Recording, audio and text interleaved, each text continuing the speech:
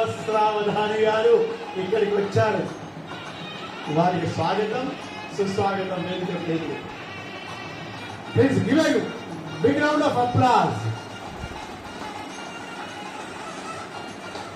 ఇంకొచ్చేది ఇక్కడ పక్కకు వేయండి.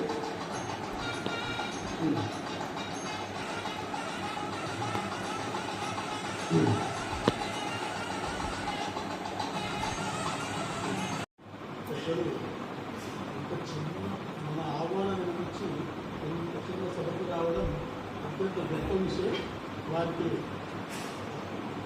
ముందు దినాలు క్లోజ్ షాట్ తీసుకోండి.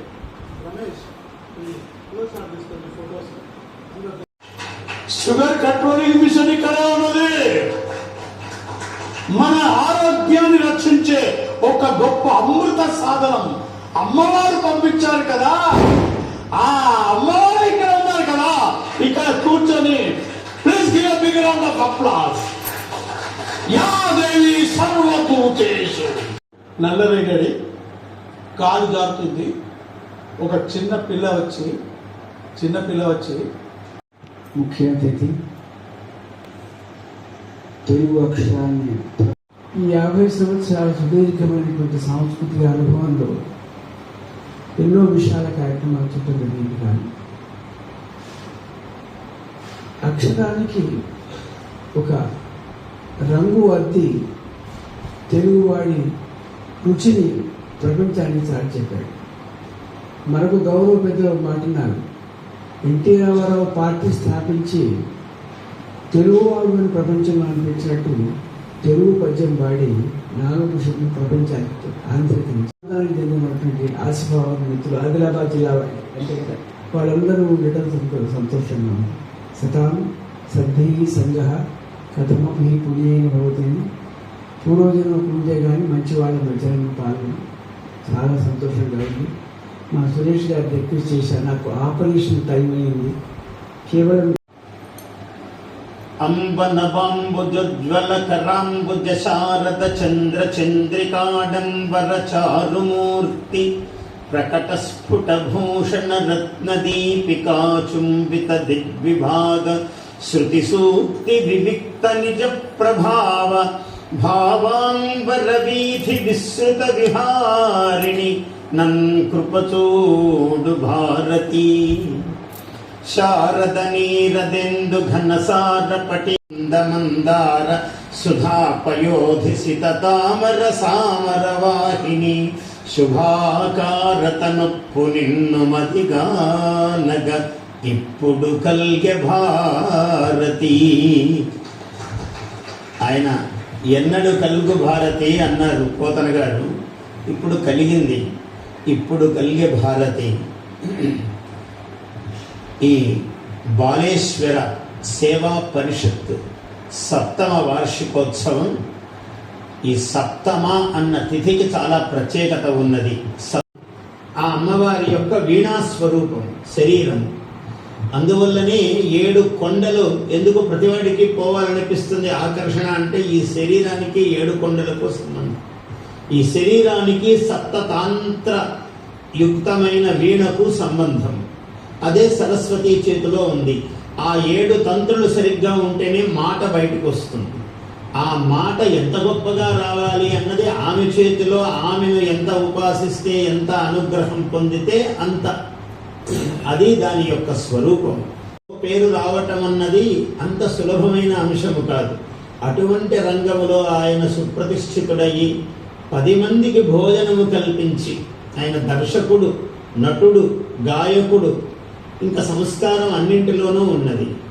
ఆ విధంగా అటువంటి వాడై అందరికీ ఆదర్శముగా నిలబడి శక్తిని గురించి, అమ్మవారి గురించి, నాగదేవత గురించి ఇటువంటివన్నీ ఎవరు చెప్పాలి? ఒక ఉత్తమ సంస్కారము కలిగిన బ్రాహ్మణోత్తముడే చెప్పాలి. మళ్ళీ ఇవన్నీ వీటి మీద ఎవరికి ఇష్టం ఉంటుంది? ఏదో ఒక అబ్బాయిని అమ్మాయిని పెట్టి ఒక ప్రేమ కథా చిత్రం ఎవరైనా చూపిస్తారు. ఉంది. శివుడు ఆజ్ఞాపించాడు. శివుడి దగ్గరికి దేవతలందరూ వెళ్ళారు. స్వామి, ఏమీ లేదు, ఈ వింధ్యాచలం అనేవాడు వింధ్య పర్వతం ఇలా పెరిగిపోతున్నాడు, కాశీకి నీ దర్శనానికి రావాలంటే ప్రదక్షిణం చేసుకుని ముందు వాడికి ప్రదక్షిణం చేసి రావాలి, నీకు ప్రదక్షిణం చేయాలంటే మాకంత శ్రమగా ఉన్నది, ఏదైనా అనుగ్రహం చూపండి అని అడిగారు దేవతలందరూ, ఇంద్రాది దేవతలు. అడిగితే ఆయన ఏం చెప్పారు, పరమేశ్వరుడు మీరందరూ కూడా అగస్త్యుణ్ణి నేను చెప్పానని చెప్పి కలవండి అన్నారు. అగస్త్యుడి దగ్గరికి వెళ్ళి అందరూ నమస్కారం పెట్టారు. పెడితే అగస్త్యుడికి అర్థమైంది. వాళ్ళు ఈ మాట అనగానే ఓహో శివ సంకల్పము వేరుగా. కేవలం శర్మ గారి పాట పద్యం విద్యాన్ని వచ్చా వచ్చింది. ఈసారి అసలు నేను అదే చెప్పా, చివరి వరకు ఉండేది ఎంత అద్భుతంగా పాడతారంటే సావిత్రి దేవత ఆయనను పరివేష్టించి ఉన్నది.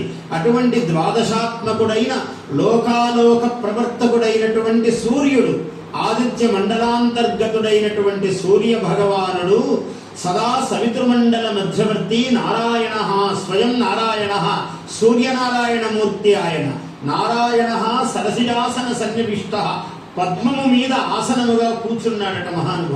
అంటే దేవతాలోకమును మర్త్యం మానవలోకమును కూడా ఆయన చూస్తూ ఉన్నాడట. ఆ సూర్య భగవానుడు చూస్తూ తన చూపు చేత లోకాలను జీవింపజేస్తూ ప్రకాశింపజేస్తూ ఉన్నాడు. అటువంటి సూర్య భగవానుడు అనుగ్రహించుగాక, ఆయురారోగ్యములను ప్రసాదించుగాక.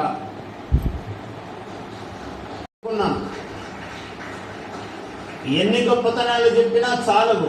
అగస్త్యుడు ఓసారి ఇలా వెళుతున్నాడట. అగస్త్యుడు వెళుతుంటే ఆదిశేషుడు తన 1000 పడగలపై భూమిని మోస్తూ ఉన్నాడు.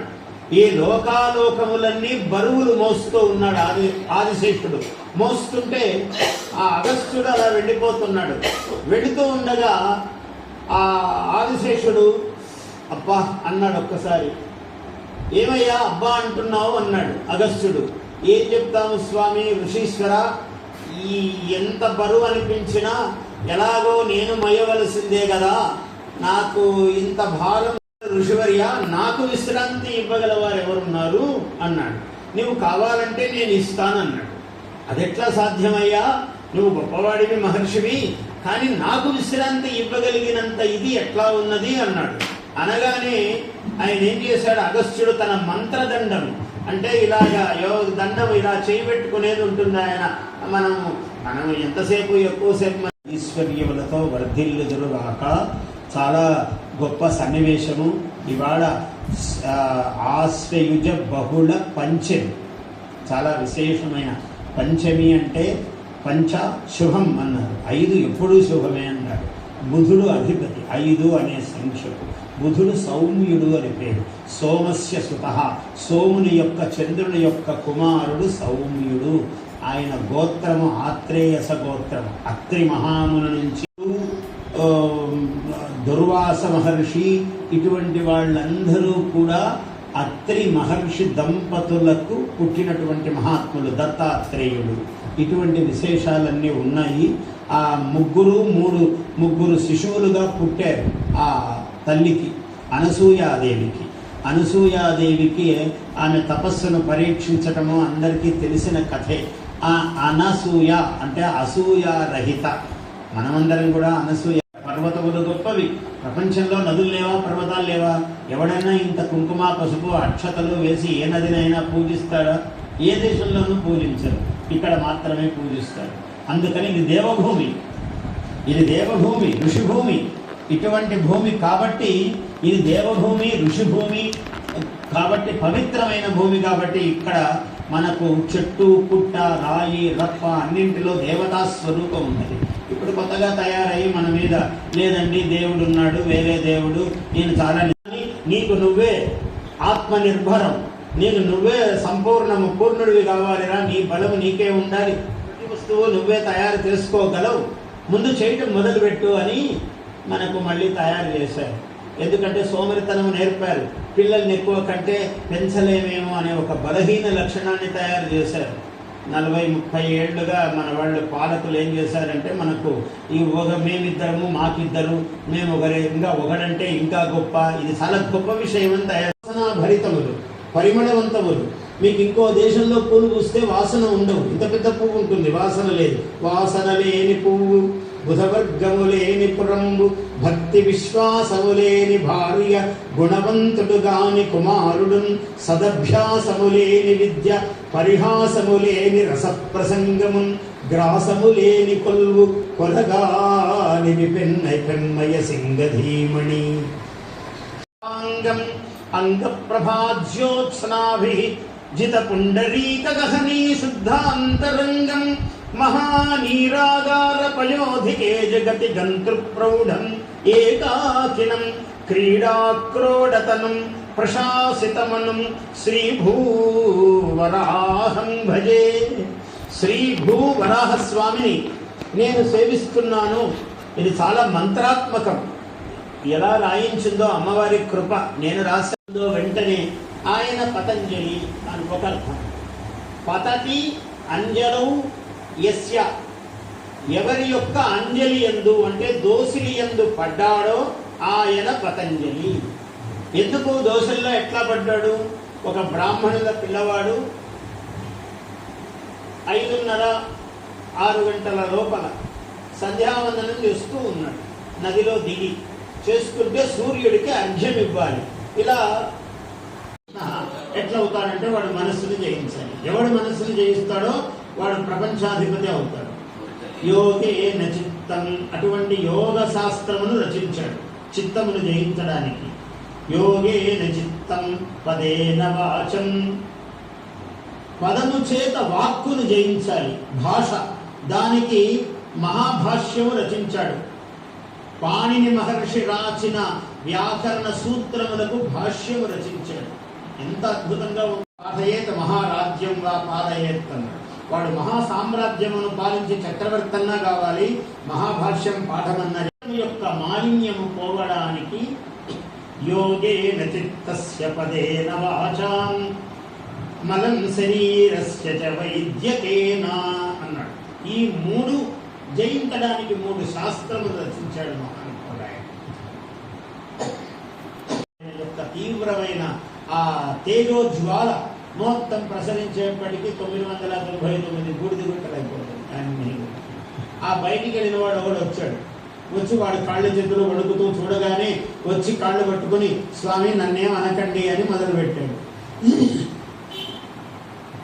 స్వామి నన్నేం అనకండి అన్నాడు. అంటే నువ్వు తప్పు చేశావు కదరా, ఆజ్ఞ ఉల్లంఘన చేశావు, గురువు గారి ఆజ్ఞను ఉల్లంఘించినావు, కాబట్టి నీవు బ్రహ్మరాక్షసుడు అవుతావు అని ఉన్నారు. ఈ కోణంలో ఈ ఇద్దరు, వీళ్ళిద్దరిలో వైనతి వినతకు ఈతడు గరుత్మంతుడు పుట్టాడు. కద్రువకు కద్రూనాగ మాత అన్నారు. ఆమెకు కొన్ని వేల వేల వేల లక్షల సర్పములు ఉద్భవించినాయి.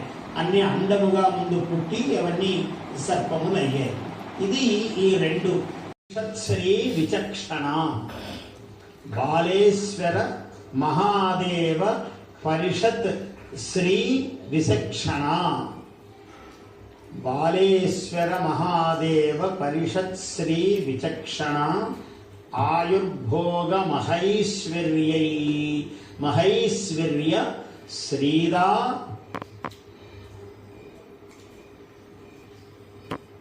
బాలేశ్వర మహాదేవ ఆయుర్భోగ మహైశ్వర్య ఫలశ్రీదా ముదం జయి. ఇటువంటి ఆ సంస్థ ఎప్పటికీ ఆయురైశ్వర్య భోగ ఫలములను ప్రసాదిస్తూ సంస్థ జయించుగాక. విచక్షణ ఆయుర్భోగ మహైశ్వర్య శ్రీదా సా విజయిన్యభూత్. ఏవం ఇది శ్లోకము. నేను మళ్ళీ రాసి కూడా చక్కగా పంపిస్తాను.